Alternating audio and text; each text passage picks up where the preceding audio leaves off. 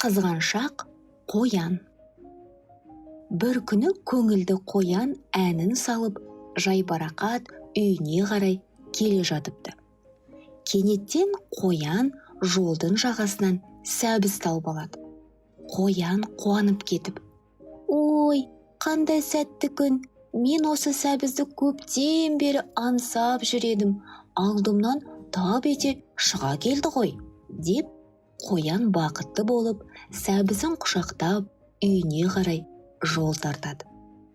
Қоян үйінің маңайына жақындаған кезде, жолдың жанындағы көлден тағы бір қоянды көреді. Ол қоянның қолында да сәбізі бар екен. Мына қоянда да менікі сияқты сәбізі бар екен. Оның сәбізі менікінен де үлкен көрінеді, және оның сәбізі тәттірек сияқты.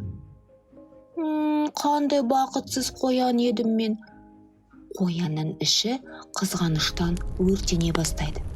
Жаңағы көлдегі қоянға: «Әй, қоян, сәбіздерімізді ауыстырайықшы. Сен менің сәбізімді ал мен сенің сәбізіңді аламын». Бірақ екінші қоян үндемеді. Өзі тәкаппар қоян екен.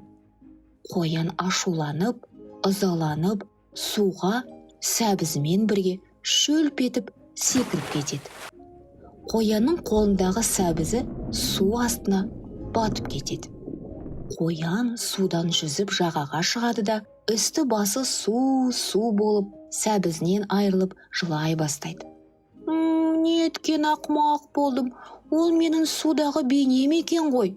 Бекерге сәбізімді жоғалтып алдым. Енді бұдан былай өз затыма қанағат етемін. Қолдағы барыма риза боламын. Қоян жылап-жылап, бұл оқиғаның өзіне сабақ болғанын түсініп, үйіне қарай қайтадан көңілденіп, әнін салып қайтады. Балалар, қолда бар әр заттарына қанағат етіп, риза болыңдар.